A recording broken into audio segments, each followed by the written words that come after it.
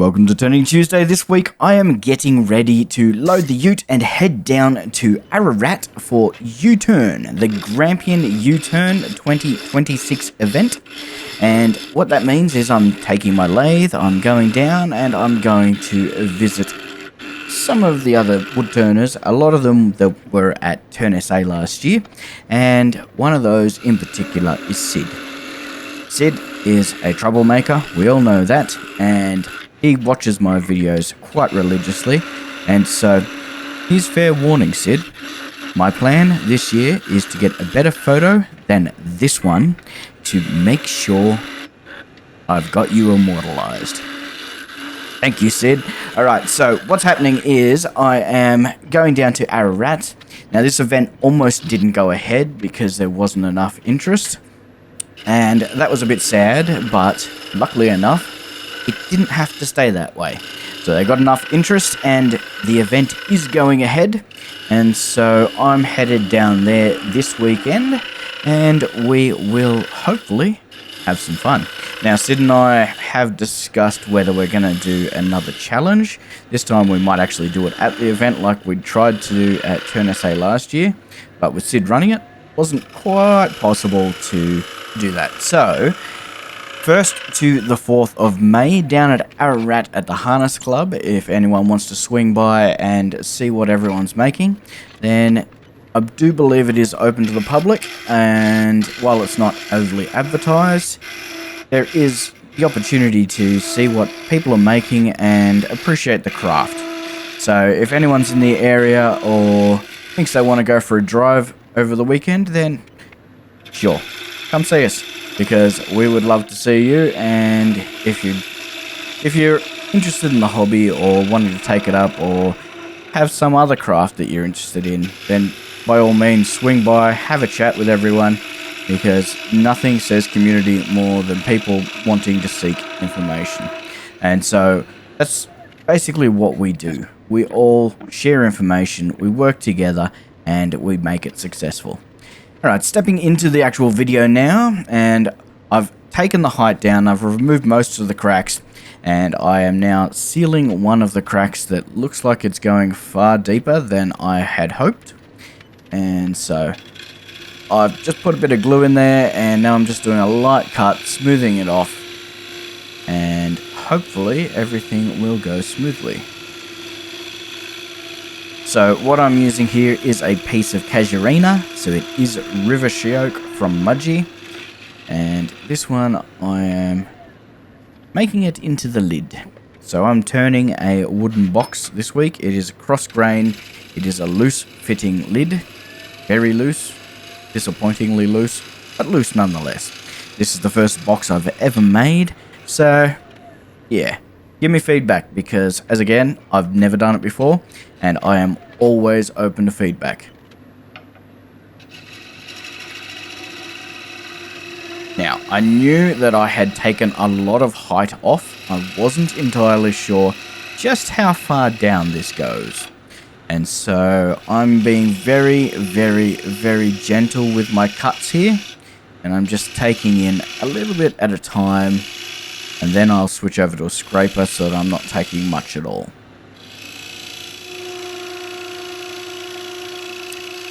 And so I'm starting with the bowl gouge and just giving it a rough shape. But again, this is Sheoak. It's exceptionally hard. And so for a little piece, I'm very, very happy just to do this with the bowl gouge.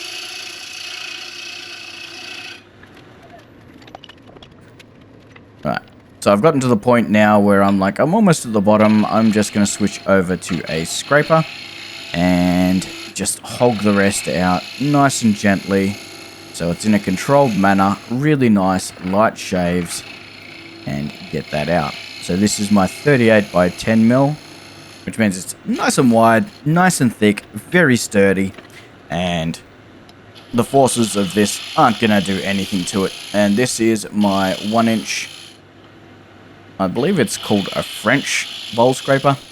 Either way, it's just a bowl scraper for me, and I'm just bringing in that curvature before I sharpen up that exterior edge, and then I'll put a couple of channels in there so that I can flip it around and grab it. But I didn't want them being overly obvious as to what they were for, so I made a couple of them so that they stood out as decorative items. Going in with a quick sand and giving it a nice touch up. So I sanded this from 120 through to 400. Now on the interior of this, I only put a little bit of tung oil. I didn't really do any other finish, just some tung oil and then a little bit of beeswax. As you can see, that wood became a lot darker and had some interesting colors appear. So there is some greens, there's some reds, there's some oranges. It's absolutely gorgeous. And I'm hoping they'll come out on the top as well, but I don't know at this stage. The piece has to survive that long. Anyway, so I now have the exterior diameter of that, and so I'm just setting this. I am going to do a recess in the bottom of the piece so that I can grab it and flip it around. So first thing I'm going to do is grab my bowl gouge again and just round it off. This is my 1/2 inch 5/8 bowl gouge. I'm not sure which one it is. I believe in different countries, one would call it a 1/2 inch, the other would call it a 5/8. I don't know which is which. Sid says it's a 5/8. I say it's a bowl gouge. Does the job, and that's all it needs to do for me. Having some nice, satisfying cuts going along here. You'll notice I'm getting a little bit tapered up the top there. It wasn't entirely intentional, but it was fine. So I'm going to quickly take off the bottom because it is not quite round. And so just a couple of little pulls back towards me.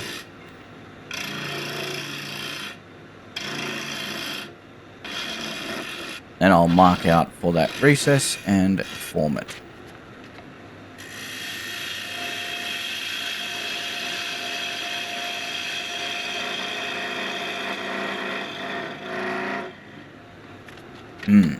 That was more satisfying than I thought it would be. Sorry I didn't talk through that. But at the same time, not sorry. Alright, so I've now defined where that's going. So I'm coming in with my P&N 1-inch flat nose scraper. It's not quite flat. And I've gone in here with a very aggressive angle. And coming back with the skew just to form that. I haven't quite got rid of that nub or a rise in the middle. So I will just give this a little quick touch up.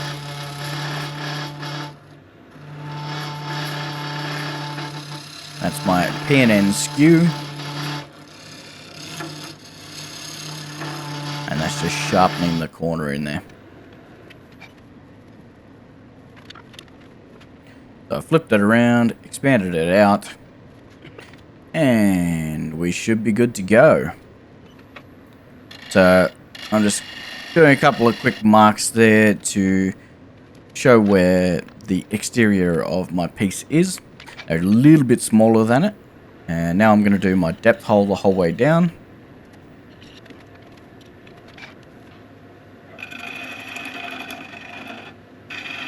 I'm just doing a couple of little gentle cuts here because I want to get this shoulder formed first.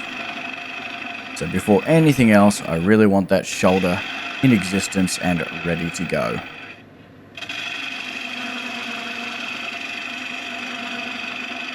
Once I've got that shoulder, it kind of defines that's what I've got to work within and outside of. And so that just gives me a little bit of a safety net so I know where I'm going and everything will balance out together. So I started in there with the concave with the bowl gouge, and now I'm just going to come and do a couple of little quick test fits. Not quite wide enough, need to go a little bit further. And to go a little bit further, I've got to take the inside down a little bit more. And I think I took a little bit too much of a bite on that one.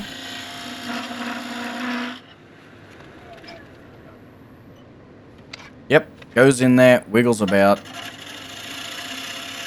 Why did I go wider again? That was right. I had the right size, and then I went wider. Okay, so anyone want to give me a award for that one? Because that was not a smart decision.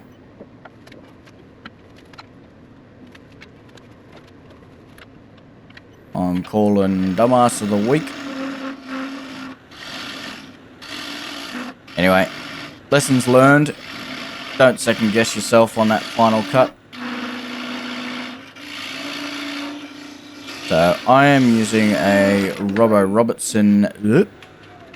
So what I'm doing here is this tool is in the process of getting reshaped. It doesn't need to be fully reshaped yet. And so I'm just taking it slowly.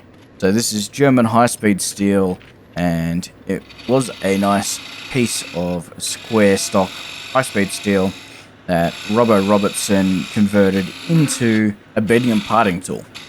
And so I'm taking one side down and turning it into almost a Richard Raffin style box hollowing tool. So a deep hollowing tool where it's a flat top and basically a flat nose scraper, just nice and thick, nice and chunky, nice and stable. And it's got a beautiful long handle on it. I think it might be a 20-inch handle. It's big. And gives me more than enough reach to get down to the bottom of a lot of things that I work on.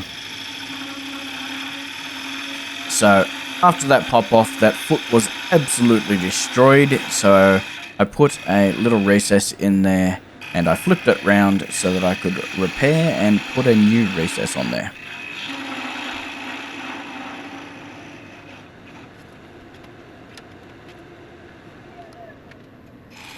Bringing it up to size, and first one too far in, go a little bit further out, and this time I'm going to go a little bit deeper.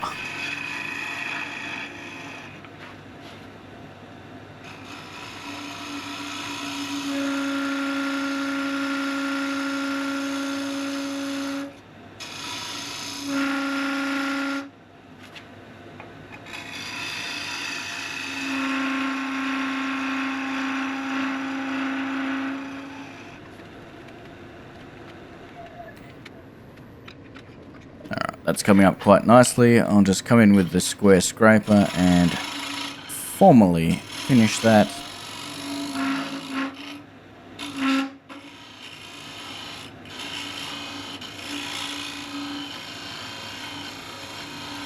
As you can see, not quite getting in that corner, so I will have to bring the skew out again. Just going in for that really nice sharp cut there. So yeah, I've gone probably about 2.5 to 3 mil deep. And now I've switched over to my record power beading and parting tool, which is a bit more appropriate for a project this size. Now I have left a couple of real-time clips in here. This is one of them. As you can see, it's slow going. The hollowing out process took about 10 minutes in total. So, it wasn't too bad, but at the same time, it's just a long process. Because it wasn't overly deep, but it was fairly wide.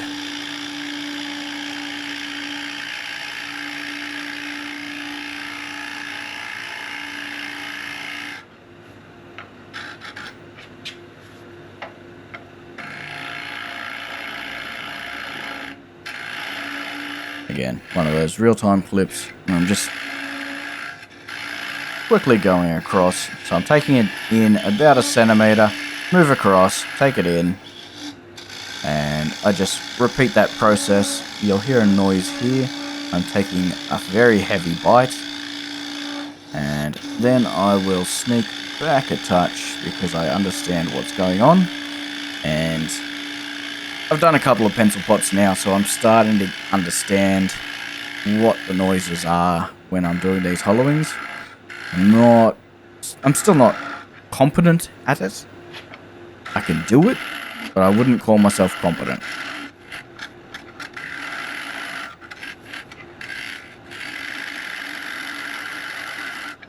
So it's still very much a little bit of guesswork happening here. And now I'm going to go and shine a little light on the situation. So I could not see that central hole for the life of me. And so I wanted to get to the bottom, and this just helped me quickly spot. So I've got this just sitting on the lathe bed, and I'm just taking it down a little bit.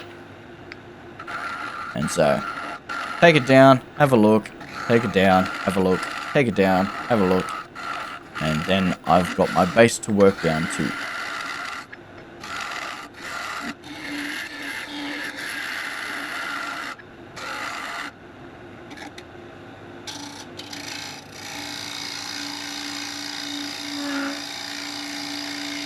Now that little squeak there that happened, that was very much too heavy of a bite. Now you may notice here that it's drifting in towards the center.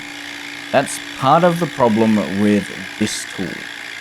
So because it is a negative rake, it has these shoulders both top and bottom, and it will end up pushing it in a little bit. And so I didn't stick with this tool for the entire thing, but I did the vast majority of the hogging out with it.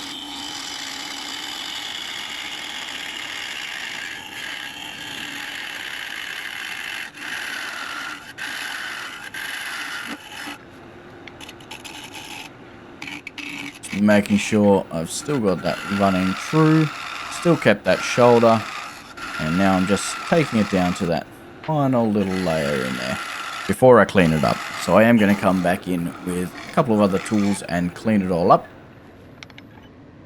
And first thing I'm going to do is just double check the thickness, and that is good.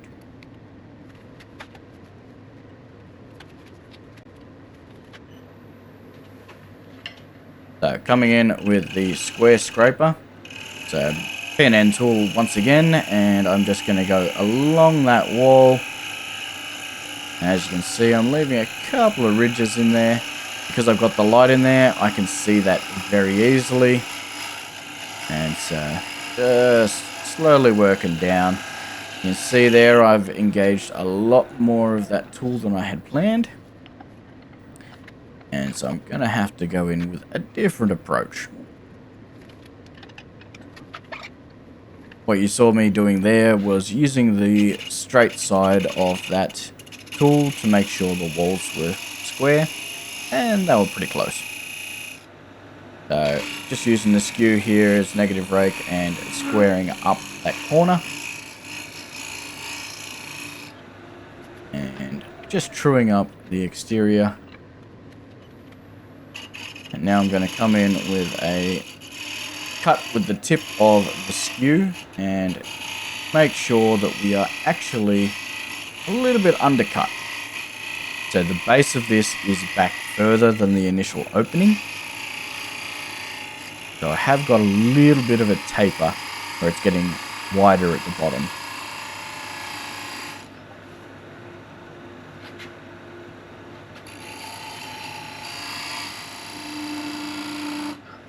As you can see, that's down in that corner now.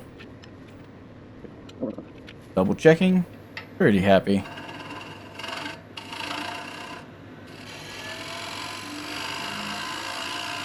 Decided to go a touch deeper, maybe about another mil or two.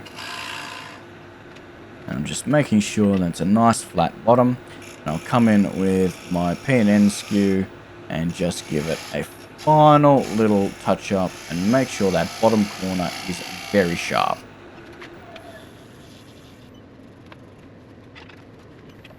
And that's come out well. If you're still watching and I haven't bored you to sleep, then please leave a comment. Make some suggestions. What kind of photo should I get of Sid? Is there anyone else that I should try and get a photo of? And is there anything that you'd like to see me make at the event?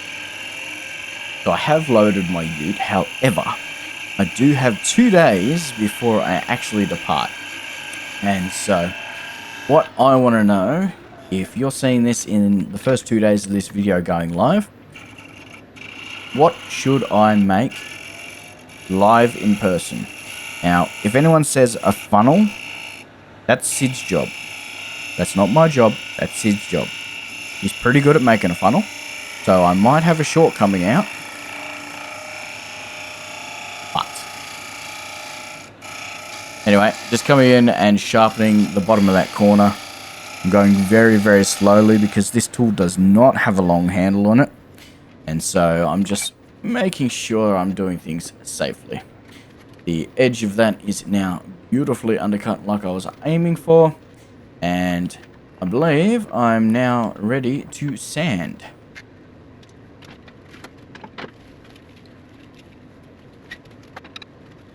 So again, pulling out the sandpaper, but this time I'm using a dowel with a split in it to get in there and try and form a nice smooth side.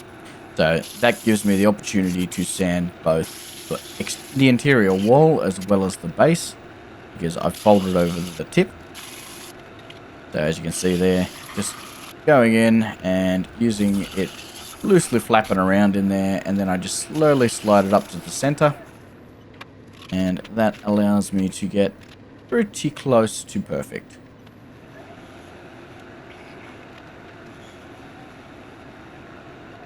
So I've just put some tung oil on again and some beeswax, and that is looking very nice.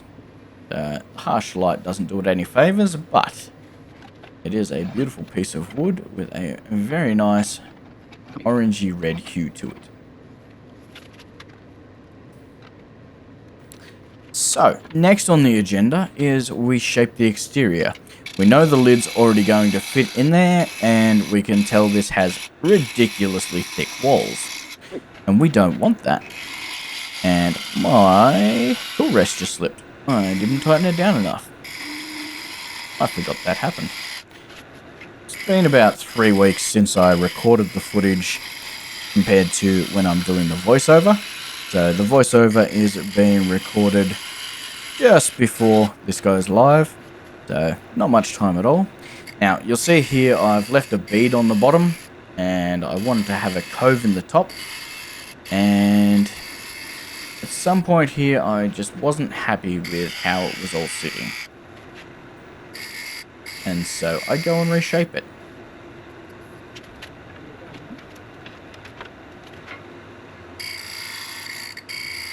Now I noticed the harmonics, so I decided to go with a bit of a bigger tool so that it would run a bit more true. And that has done the trick a little bit, but not the way I was aiming. And this is where I believe I said, nah, this isn't working for me. It's just too big. I'm not liking it. That's gonna have to go.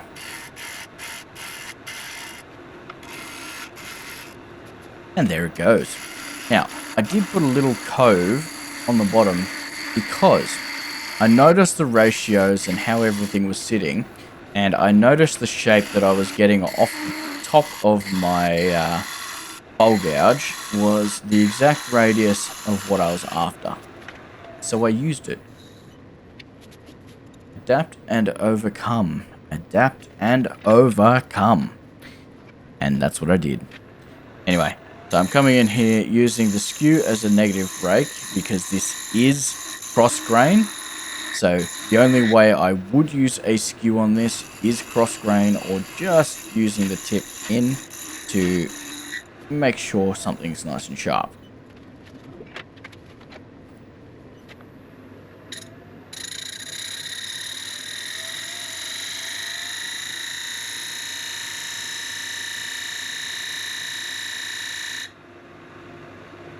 Coming in with some very gentle, light cuts. Trying to give that a really, really strong, sharp edge underneath.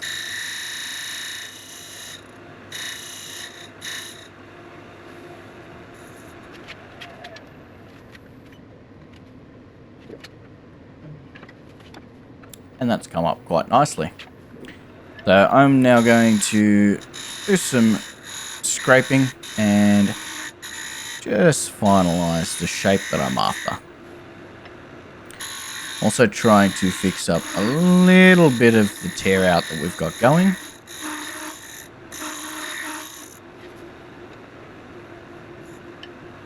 You'll see I keep giving it a quick touch because I know there's some tear out there and I'm just trying to make sure it's actually going away.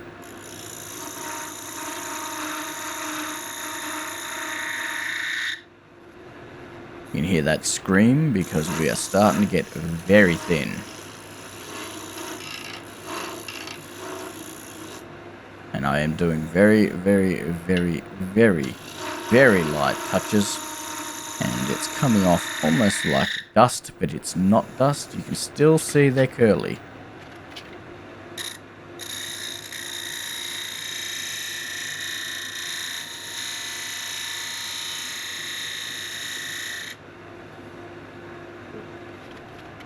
And that's looking pretty close to how I want it.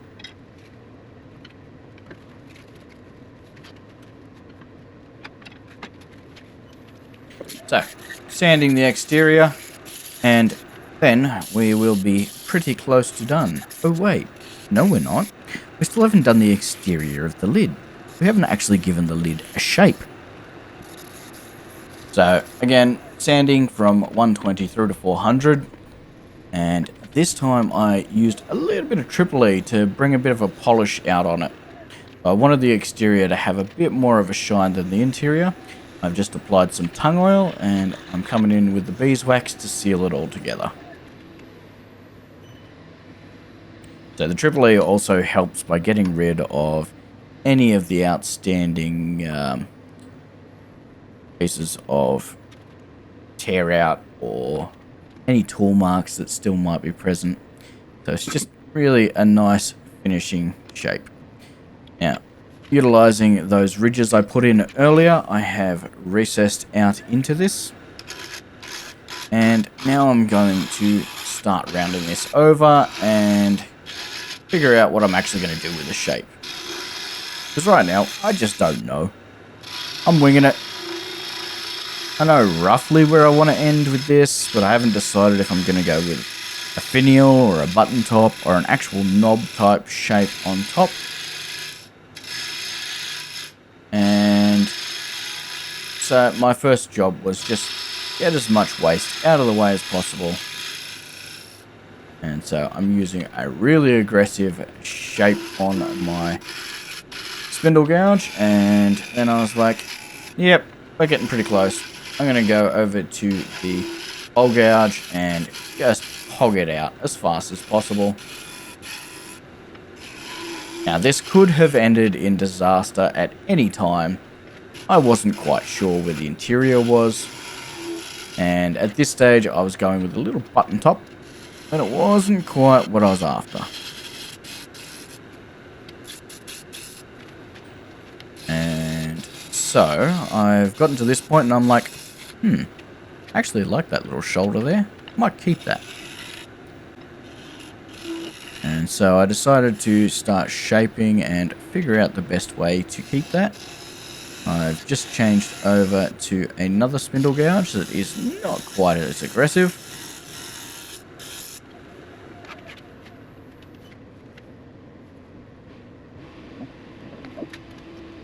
And I'm very happy with the shapes coming out there. But I need to go a little bit further because I popped out on a crack.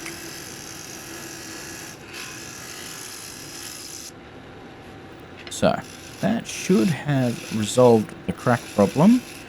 Now I'm just refining the curvature. And I could probably do that easier with a different tool. But I knew that I still wanted to take the top down quite a bit more. So right now I am starting to create a cove underneath that lid. So I'm creating an actual knob style lid on top. So just a little knob handle on top of the lid. And I'm just coming in gently, very, very gently, because too aggressive here, it'll either fling off or I'll get the tool caught. And this kind of catch would be very, very nasty. Potentially break another tool.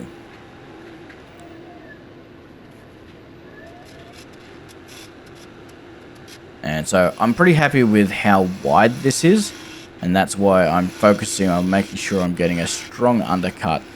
And then I just went down to the base and got rid of it all, and now I'm just marrying it all up and just doing a little bit of a scrape there to make sure everything's under control. I'm coming in here and I'm rolling the tool on its side to get a nice sharp base of that cove. Well, it's almost a half bead with a flat transition.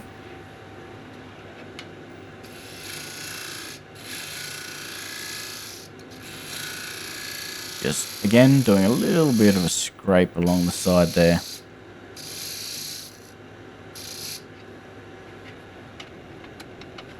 And I got to this point and I was like, I don't want a round top. What am I going to do here? And so I've got the tool relatively flat, and I am just sticking the tool in and giving it a slight pivot back towards the exterior. Almost the opposite of a back hollowing technique.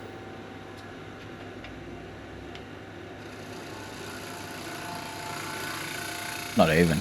It's probably the actual technique for the back hollowing. But I'm just doing it very, very gently, very, very slowly.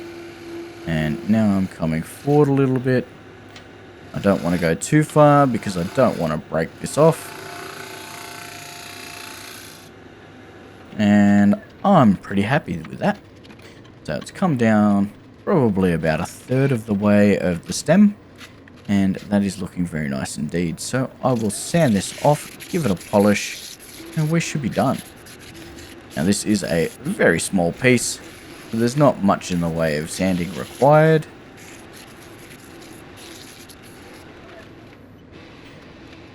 So didn't spend much time on it at all. As you can see, I've dosed it up with the Triple E and the color just exploded straight away. As you can see, the shine is already starting to come out. A little bit of oil on there, and this is going to pop. Oh, look at that. Now, tung oil being a burnishing oil, good to get it up and get some heat into it. So I typically try to use it alongside the beeswax. And here we go, stepping into the photos. As you can see, it's a bit looser than I wanted, but God, that is some gorgeous wood. Some lovely lace running through that Sheoak, and the contrast between these two pieces are something that I've really, really enjoyed. So if you've enjoyed this video or have some suggestions for me or have a request of a photo of Sid, then please drop a comment and maybe a like and a subscribe. Thanks a lot.